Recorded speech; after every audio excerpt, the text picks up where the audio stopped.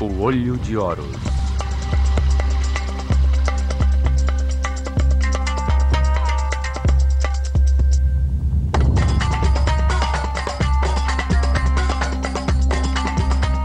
Quinta parte. Saqqara, o Complexo de Cristal.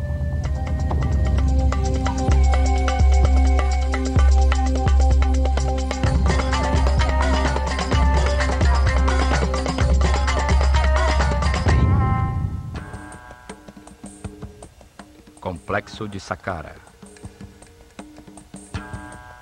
Saqqara é a primeira manifestação do avançado conhecimento dos sacerdotes da Escola de Mistérios Olho de Horus, cujas ruínas existem até hoje.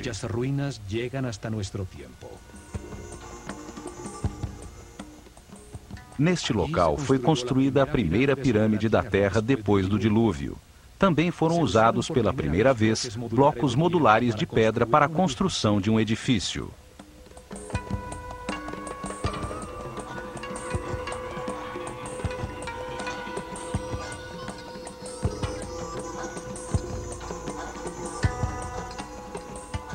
Nas paredes, esculpiram hieroglifos com os primeiros textos religiosos da história.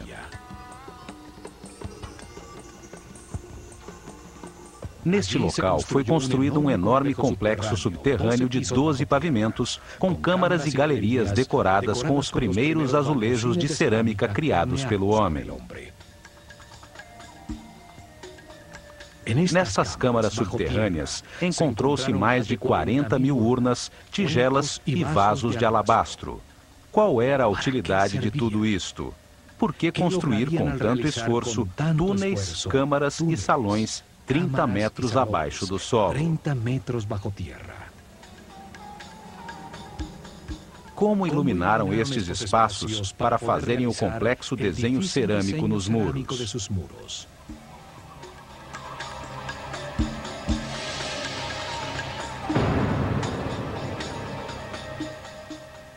Por que as construções são volumes maciços de pedra sem nenhuma utilidade aparente? O que uma sociedade de cerca de 4 milhões de pessoas podia ganhar ao cortar e deslocar mais de 1 milhão de toneladas de pedra para construir este complexo que surpreende pela sua refinada arquitetura?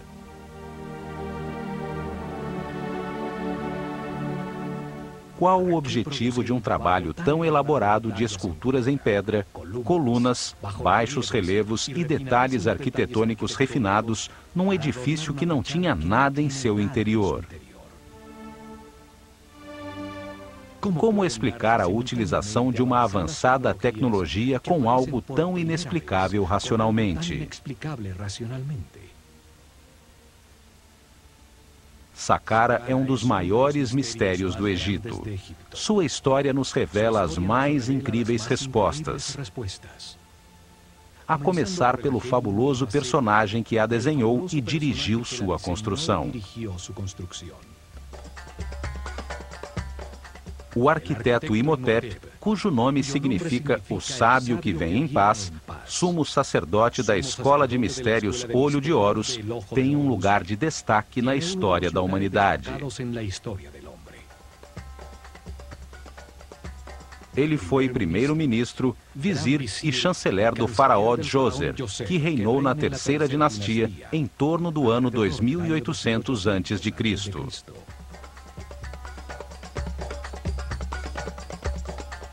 Imhotep nasceu no dia 31 de maio. Seu pai era o arquiteto Khanofer e sua mãe Creduonk. Algumas poucas estatuetas o retratam como uma pessoa simples, usando roupas sóbrias como as de um monge. Ele foi o pai da arquitetura, passando de trabalhos com madeira e barro a trabalhos com blocos modulares de pedra. Desenhou também as primeiras colunas esculpidas no formato de flores de lótus nos capitéis. Os mais refinados detalhes arquitetônicos e a harmonia de Saqqara destacam a sua grande maestria. Ele foi o primeiro filósofo da história da humanidade. Dedicou-se a analisar conceitos fundamentais como espaço, tempo, volume, a natureza das doenças, a existência de Deus e a imortalidade. Ele representa a base conceitual da civilização egípcia, como o movimento da consciência em direção a Ma'at, à justiça, ao correto, à harmonia e ao equilíbrio. Segundo Platão, a história sobre Atlântida que foi contada a Solon pelos sacerdotes egípcios é da época de Imhotep. Astrólogo e astrônomo, ele criou o primeiro registro sistemático da abóbada celeste. Deixou-nos os primeiros mapas das constelações. Demonstrou o seu conhecimento dos equinócios ao usar as mudanças de era para determinar as etapas da revelação no desenvolvimento espiritual da civilização egípcia. Mas foram as qualidades de Imhotep como médico que o converteram em um semideus. Apenas 50 anos após a sua morte, o faraó Miquerinos lhe dedicou um templo que se tornou um lugar de peregrinações e de curas milagrosas. Os gregos que estudaram no Egito e que mudaram os nomes de todo mundo o chamaram de Asclépios ou Esculápio para marcar os seus feitos como médico. Também o chamaram de Hermes Trismegistus, 3 vezes grande, por suas qualidades como filósofo e físico, já que revelou as bases de como o universo funcionava. Imhotep foi o primeiro a compilar informações sobre como diagnosticar e curar muitas doenças. O caduceu, que hoje é símbolo da sociedade médica, era a vara de poder de Imhotep. Com ela, media a quantidade de energia vital que um ser humano processa em seu interior. Desta forma, sabia qual dos centros energéticos ou chakras utilizar para captar e processar a energia vital, bem como identificar onde existiam desequilíbrios celulares eletromagnéticos. Ele curava elevando a frequência vibratória da aura, ou campo eletromagnético da pessoa.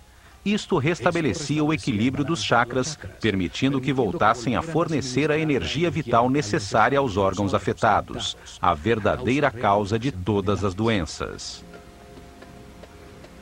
O caduceu tem 2 serpentes que se cruzam sobre os 7 chakras. Os centros nervosos sobre a coluna vertebral que captam e distribuem a energia. Simbolizam as 2 polaridades de carga elétrica e movimentos opostos, que dão lugar ao universo dual. Em seu centro, há uma coluna formada por pares de partículas com cargas opostas que se neutralizam e equilibram, a única maneira de se chegar à iluminação. Representa a Kundalini, a força vital que sobe através da coluna vertebral. Quando este conhecimento desapareceu, a sua forma se conservou como símbolo para a cura. Através de experiências que utilizam sua forma como uma bobina elétrica, tem-se descoberto que ela possui características misteriosas.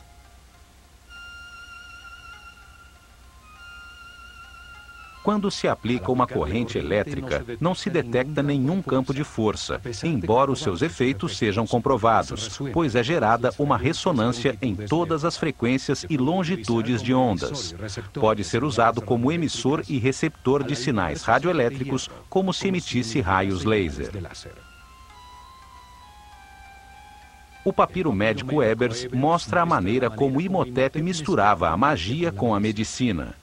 Suas fórmulas e remédios estão cheios de rezas e encantamentos, pois ele acreditava que a medicina não curaria sem que recebesse poder através da energia da palavra. Seus textos e ensinamentos passaram secretamente de geração em geração durante milênios. São a base dos conhecimentos gnóstico, templário, Illuminatis, Rosa-Cruz e maçom.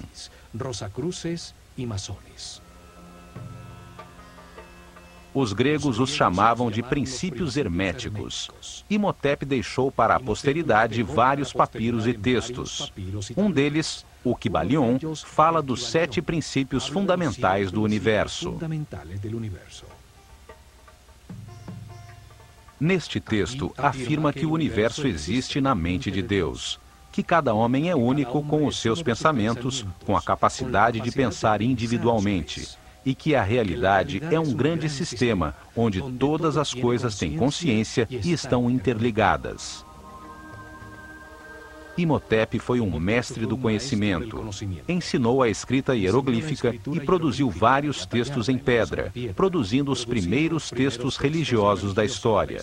Por isto, é associado com Thoth, o éter ou princípio divino, simbolizado através de um corpo humano com cabeça de íbis, que representa o Verbo divino, o Criador da palavra.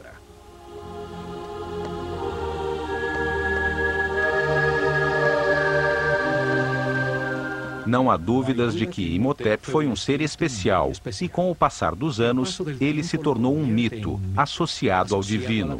A ele foram atribuídos diversos nomes como Thoth, Mercúrio, Quetzalcoatl, Esculápio e Hermes Trismegistus, o 3 vezes grande. O termo hermético se converteu em sinônimo de sabedoria secreta. A mesma sabedoria que uma vez esteve nas mentes dos sacerdotes do Olho de Horus, dos quais um dos primeiros sumos sacerdotes foi Imhotep, o sábio que vem em paz.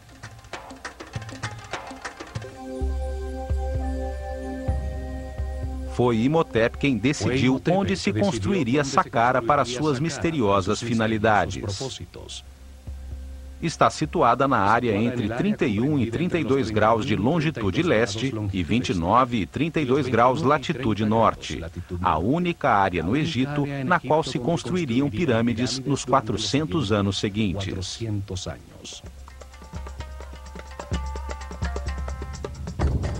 Uma zona desértica a 14 quilômetros ao sul do Cairo, ao lado de Mênfis, a desaparecida capital do Egito. Em Meidum, Hawara e Elahum estão as que ficam mais ao sul, e em Abu Hawash, a pirâmide que está mais ao norte. Foram construídas sobre uma plataforma de pedra que vai até Giza, 50 metros acima do nível do rio. Assim, garantia que o nível das águas não inundasse os trabalhos subterrâneos que havia planejado. Em uma zona onde existem outras 8 pirâmides menores, construídas nas dinastias 4, 5 e 6. Saqqara fica exatamente sobre um dos nódulos principais da rede eletromagnética do planeta, onde melhor se pode utilizar a força de sua energia telúrica para fazer vibrar uma grande massa de pedra. Nesta área ocorrem os efeitos eletromagnéticos naturais mais poderosos do planeta. Aí está localizado um de seus chakras. Aí também passa a corrente telúrica, a carga terra negativa que leva sua energia vital. Este é um local de confluência maior das chamadas linhas-lei, perfeito para que um grande volume de pedra, com alto conteúdo de cristais de quartzo, ao vibrar, produza energia estática negativa devido à fricção de suas moléculas. A atmosfera está carregada com 500 volts de corrente positiva por metro quadrado, 5 vezes o normal. É um ponto de poder no planeta, que aumenta os efeitos energéticos da pirâmide que Imhotep construiu. Esta localização de Saqqara era fundamental para poder utilizar a pirâmide como um condensador elétrico que captava, como uma antena, a energia positiva da atmosfera nos cristais de quartzo das louças de granito que uma vez cobriram sua parte exterior.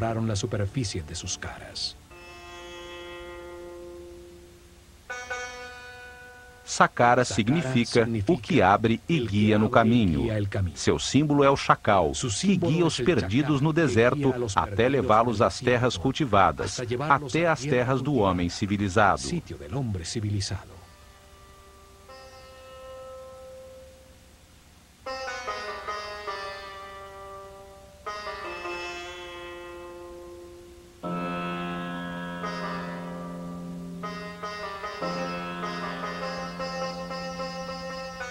Ao longe, a primeira que se via era a pirâmide branca, rodeada por uma grande muralha, a primeira construída em blocos de granito cortado em sofisticados baixos relevos e umbrais.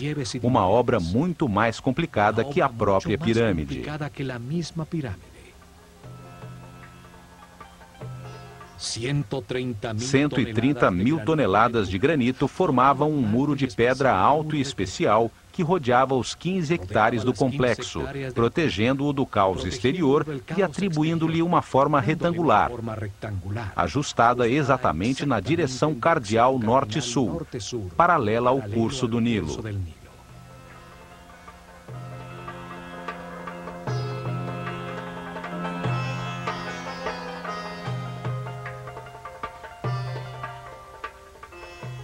O muro tinha 10 metros de altura, o que representa aproximadamente 4 andares de um edifício moderno. 550 metros de comprimento, 5 quarteirões e meio em linha reta de norte a sul, e a metade exata desta distância, 275 metros de largura, de leste a oeste.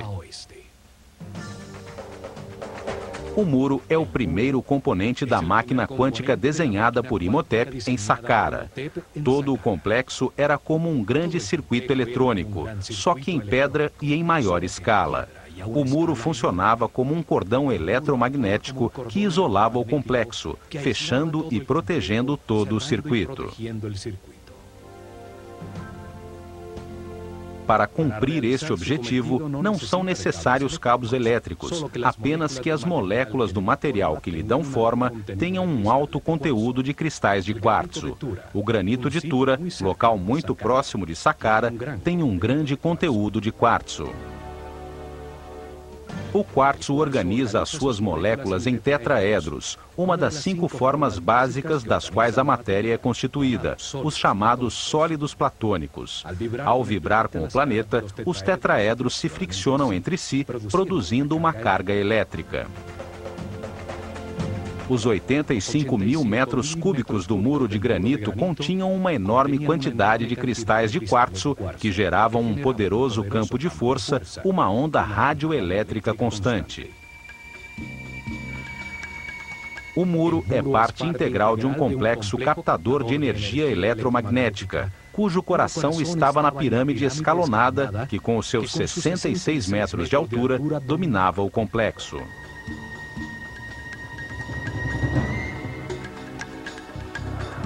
A forma do muro era surpreendente.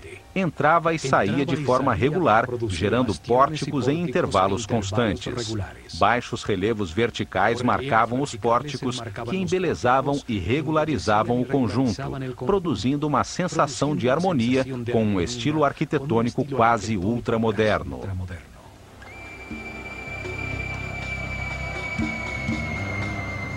Desde a sua parte superior até as entradas, as quais se subia através de escadas, se via a paisagem de muitos quilômetros em todas as direções, bem como a impressionante vista da pirâmide escalonada.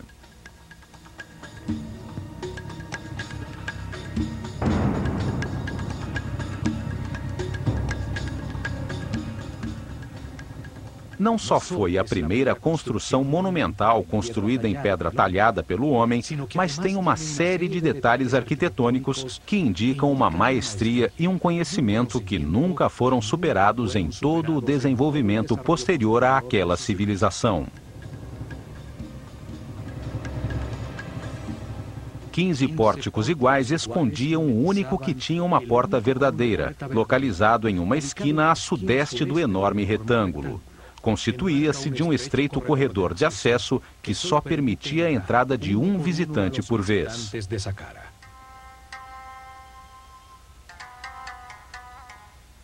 O caminho da perfeição espiritual é individual e intransferível. Ninguém pode evoluir por outra pessoa. Por isto, em Saqqara, só entrava uma pessoa de cada vez.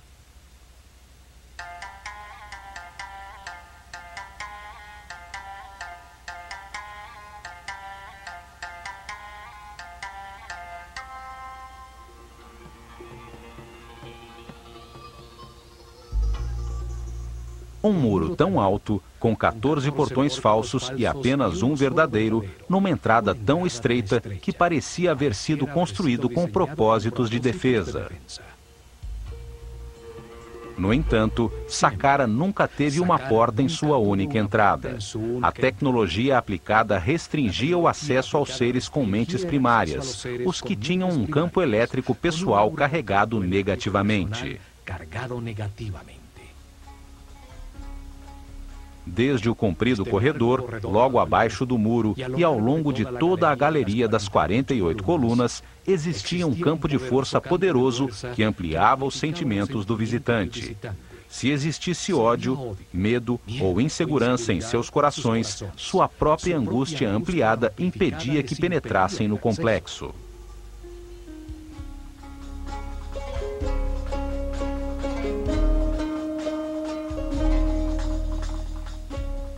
Apenas os puros de coração podiam entrar em Saqqara quando o complexo e a escola de mistérios Olho de Horus funcionavam naquele local. A imponente galeria tem 48 colunas. Sua forma esotérica é a mesma do DNA humano. 20 pares de colunas estreitamente unidas a seus muros, dispostas no sentido em que caminha o Sol sobre o feixe de avanço da energia, a espiral da molécula.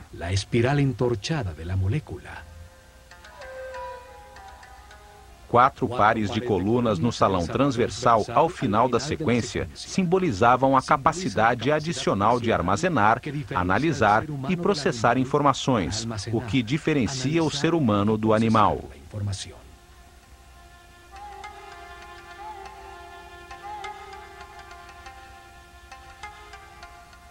As colunas totalmente modulares e com 7 metros de altura estavam dispostas seguindo uma série de princípios arquitetônicos que se repetiriam milhares de anos depois no Partenon. Cada coluna tinha a forma de um papiro. O cilindro tinha uma ligeira convexidade e se estreitava em sua parte superior, acentuando a verticalidade para enganar a visão. Sem esse truque, se veriam curvas sob um ângulo distante. O restaurador de Saqqara, Jean-Philippe Loé, também descobriu que na profundidade da galeria, as colunas mais distantes estavam ligeiramente distanciadas entre si, aumentando a perspectiva e produzindo a sensação de que a galeria era maior.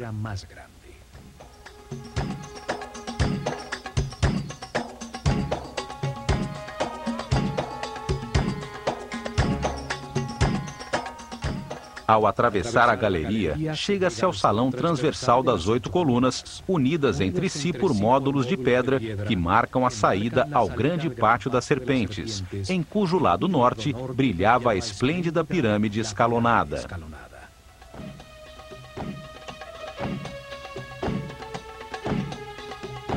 O pátio estava originalmente delimitado por altos muros com intrincados baixos relevos. Formava nichos com uma forma que simboliza uma porta e que, posteriormente, apareceria nos muros de todas as tumbas egípcias.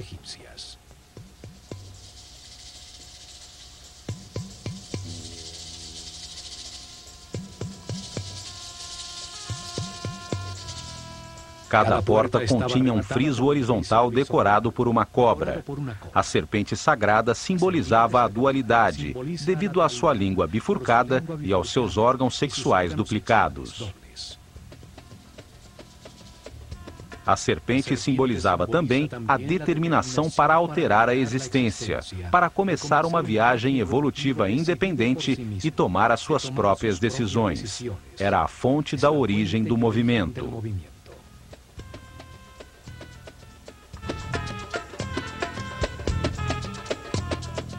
Neste pátio realizaram-se muitas cerimônias, a maioria com discípulos da escola. Ao menos uma vez por ano, o faraó vinha a este local para ser coroado novamente pelo sumo sacerdote da escola Olho de Horus, com uma coroa branca e vermelha que simbolizava o seu poder sobre todo o Egito. Quando o reinado do faraó completava 30 anos, realizavam uma cerimônia de renovação, chamada El Heb Sed. Nesta cerimônia, o faraó, adornado somente com as insígnias de seu poder, corria ao redor do pátio das serpentes, simbolizando seu rejuvenescimento e demonstrando sua força para governar o plano físico. O muro na parte sul do pátio formava a fachada da chamada Tumba Sul, uma capela falsa, feita de pedra maciça, cuja verdadeira função era dissimular um dos acessos ao complexo subterrâneo. A capela tem um pequeno espaço em seu interior, onde havia um poço vertical que permitia chegar ao sistema subterrâneo, longe do acesso que chega à pirâmide. Nessa profunda escavação, descobriu-se a escada original de acesso ao mundo subterrâneo. Os dois poços verticais de acesso, o da pirâmide e o da Capela Sul, foram encontrados selados com tampas circulares de granito que pesavam mais de 10 toneladas. A capela na superfície era só uma fachada falsa para este acesso.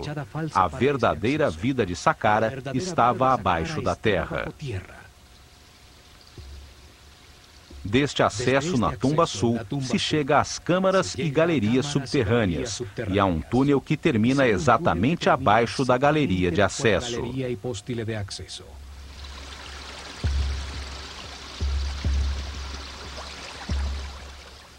A planta de todo o complexo parece o processador central de um computador.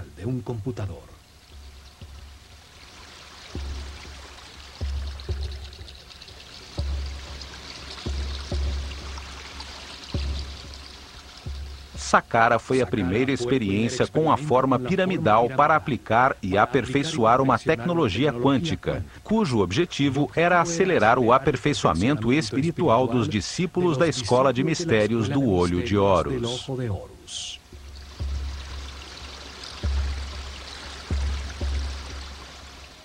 Durante 400 anos, construíram cerca de 100 pirâmides com formas, tamanhos e materiais diferentes, até que o desenho foi aperfeiçoado na Grande Pirâmide de Quéops. Estes conhecimentos foram herdados da civilização Atlante. Tinham como objetivo converter grandes formas piramidais em máquinas quânticas para a produção de colunas estacionárias de energia que permitiam elevar a frequência de vibração dos iniciados. Isso aumentava a energia vital, ampliava o poder mental e despertava novos sentidos, como a telepatia, bem como a sensibilidade para perceber a aura de outras pessoas. Permitia que a consciência se posicionasse acima do tempo e percebesse a cadeia de reencarnações já vividas.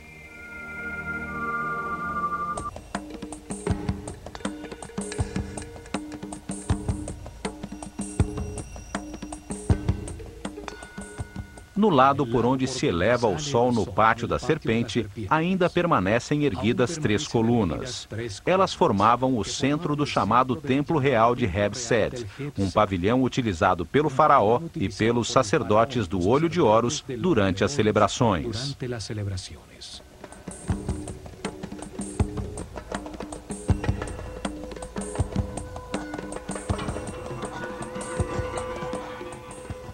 A partir deste pavilhão, seguindo um muro curvo, chegava-se ao pátio retangular de Heb-Sed, paralelo ao pátio central do complexo.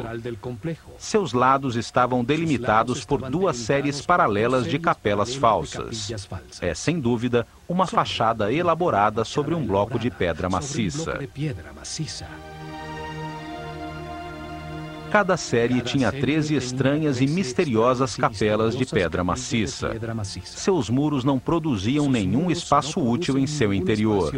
Eram apenas uma fachada bem elaborada, com refinados detalhes arquitetônicos. Sua forma disfarçava o verdadeiro propósito de todo o complexo. A intrincada rede de câmaras, túneis e galerias subterrâneas, desenhadas como um enorme circuito eletrônico, produziam um vórtice eletromagnético. Na frente de cada capela falsa, através de uma estreita e tortuosa passagem, chegava-se a um pequeno santuário exterior, onde estariam as representações simbólicas das forças tutelares do Egito, os protetores divinos.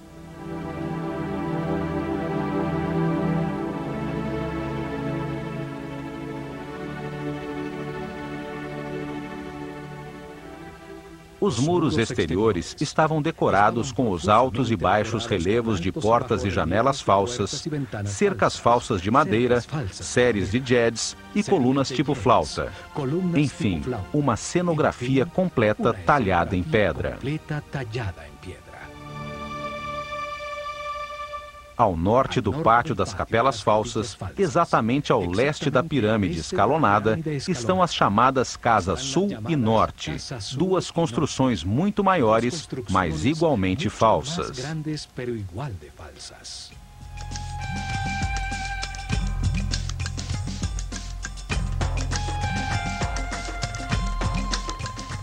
A fachada da Casa Sul tem colunas cilíndricas com capitéis em forma de flor de lótus, símbolo do Alto Egito.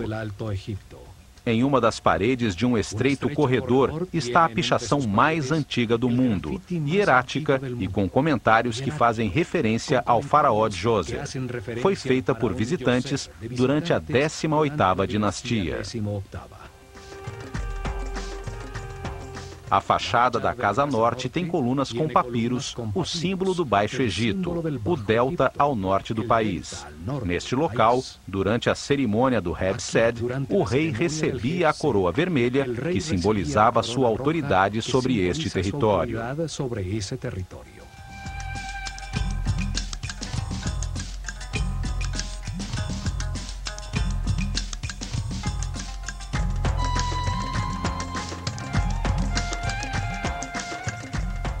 Entre a Casa Norte e o chamado Templo Funerário de Djoser, encontrou-se o chamado Serdab, uma pequena capela com 2 orifícios em um dos seus muros. Através destes orifícios, podia-se observar no pátio uma estátua do faraó Djoser recebendo a brisa revigorante do norte.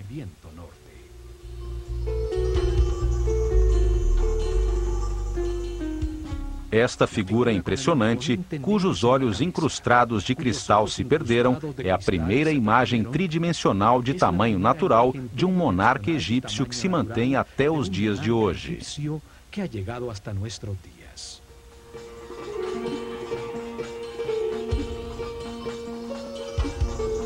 Ela observa, há milênios, a surpresa que as construções falsas contidas em seus muros causa a todos os visitantes de Saqqara. O disfarce que esconde a poderosa máquina quântica. Daqui vêm as teorias que afirmam que Saqqara foi a sua tumba nunca utilizada.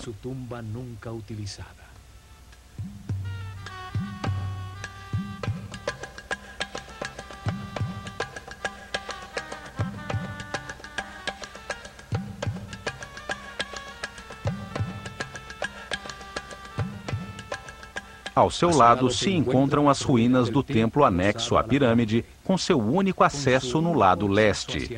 Através de intrincados labirintos de estreitos corredores, conduzia a 2 pátios abertos, um dos quais escondia a verdadeira entrada de Saqqara nas profundezas da terra.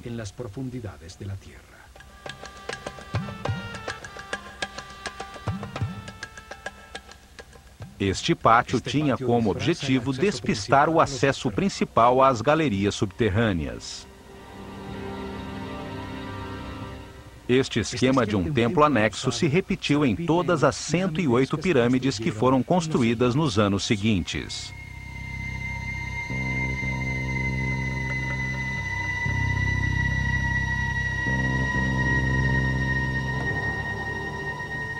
Saqqara foi abandonada com a chegada da Era de Ram em torno do ano 2320 a.C., quando a pirâmide de Quéops foi construída. O conhecimento sobre os acessos às câmaras e galerias subterrâneas se perdeu com o passar dos anos. As pedras de seus muros foram utilizadas como material de construção.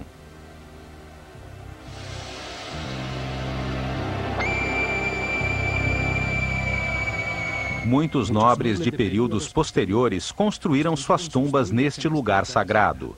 Hoje, acredita-se que foi um cemitério e que o complexo original é a tumba do faraó Djoser. Durante a 26ª dinastia, em plena decadência da civilização egípcia, ninguém sabia que o templo anexo escondia a entrada à câmara principal. Por ordem do faraó, foi cavado um amplo túnel do lado sul, embaixo da pirâmide, pois se acreditava que ali estava a entrada.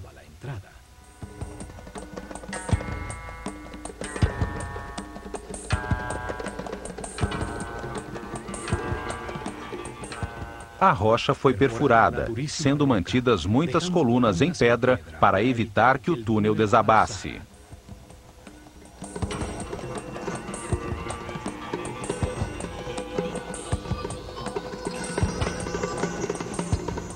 Até que chegaram à Câmara Central, um espaço vazio de 12 andares de profundidade, um poço vertical com a forma de um obelisco virtual, bem no coração da pirâmide.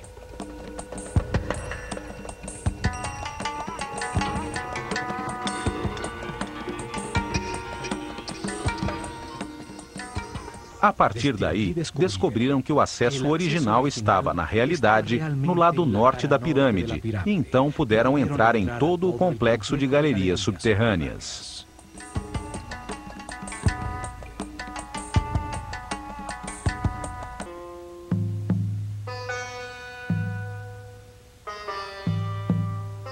A construção de Saqqara foi feita em 3 etapas, planejadas desde o início por Imhotep. Estas etapas permitiam que o complexo fosse crescendo e que a pirâmide se expandisse como o corpo de um ser humano. A primeira etapa começou com a construção da coluna vertebral do complexo, a escavação do poço vertical da pirâmide, que descia até uma profundidade de 30 metros. 12 andares de profundidade, que equivaliam a 50% da altura total da pirâmide acabada.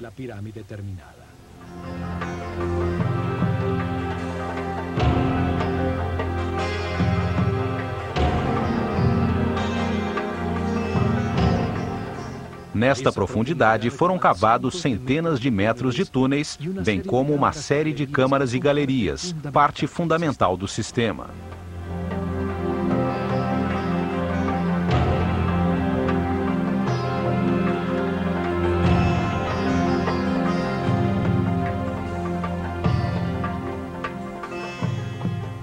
Na segunda etapa, uma pequena pirâmide escalonada foi construída sobre o complexo subterrâneo.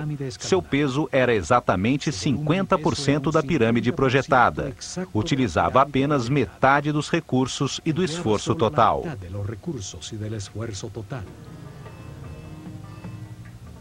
Além disso, podiam utilizar as instalações durante a construção.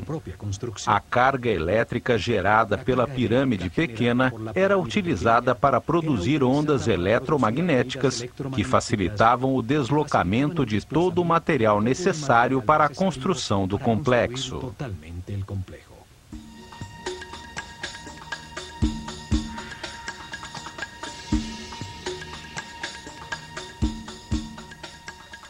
A partir da parte frontal da pirâmide, colocavam uma série de pilares chamados djed, a distâncias regulares. Estes transferiam, de um para outro, a carga de íons negativos gerados por suas massas em vibração.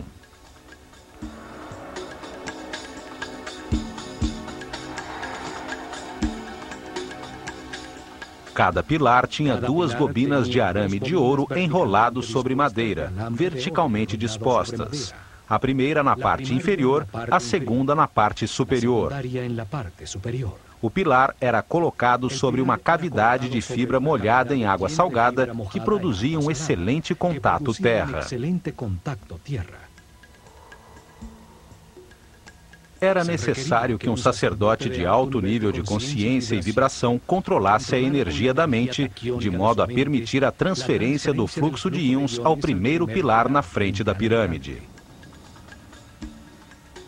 A partir daí, a carga elétrica fluía de maneira regular de coluna em coluna. gerava uma avenida eletromagnética até chegar a Tura, a uma pequena distância de Saqqara, em frente ao Nilo, no âmbito de poder da pequena pirâmide, onde se localizavam as pedras de granito de quartzo. As louças de granito eram colocadas na frente do último djed. Então, o sacerdote as golpeava com a sua vara, induzindo nas moléculas de quartzo a mesma carga negativa das ondas eletromagnéticas. As duas cargas iguais se repeliam e o bloco levitava. Este é o mesmo princípio utilizado atualmente pelo trem-bala no Japão, que flutua sobre o poderoso campo eletromagnético dos trilhos, que possui a mesma polaridade do trem.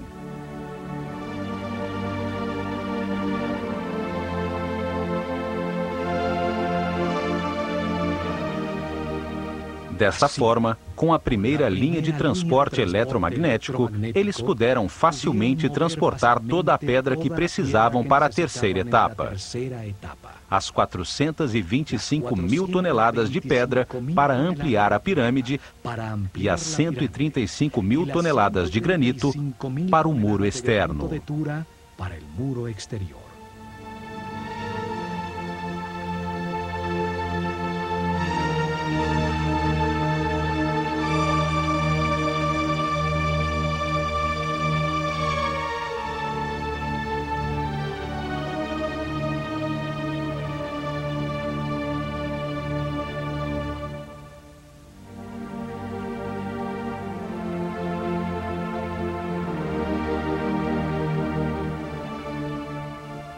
As etapas permitiam usar parcialmente a energia gerada, que aumentaria em 50% quando a pirâmide estivesse construída. A energia total garantiria uma onda eletromagnética que chegaria até Maidum, o chamado ponto médio, entre Saqqara e as pedreiras de granito vermelho no Alto Egito.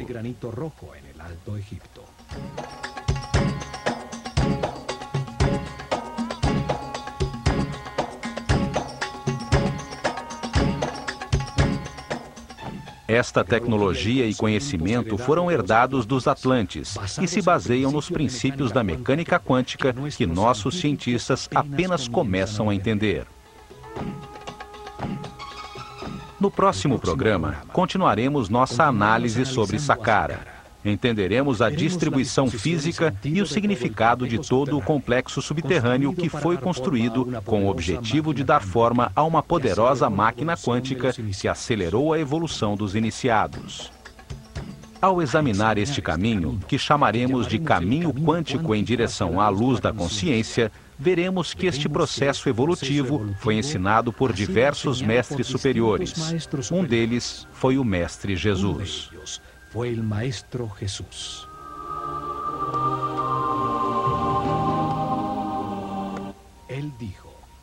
Ele disse que, se seguíssemos o caminho da luz e da vibração do amor, realizaríamos coisas ainda maiores. Ele se referia à utilização das partículas subatômicas da luz, à força criativa que deu forma a este universo.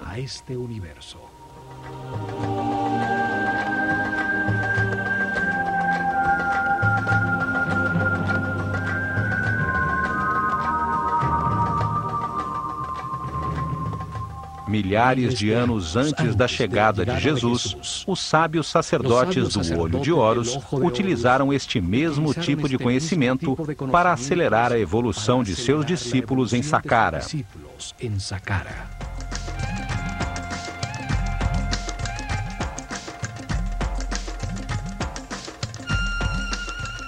Construíram grandes formas piramidais, máquinas quânticas para a produção de colunas ondulatórias de energia, que usaram para elevar a frequência de vibração dos iniciados. Criaram um centro de comunicação com dimensões superiores que permitiram aos discípulos mais avançados verificar o caminho da luz. Receberam informações de seres mais evoluídos, de mestres superiores.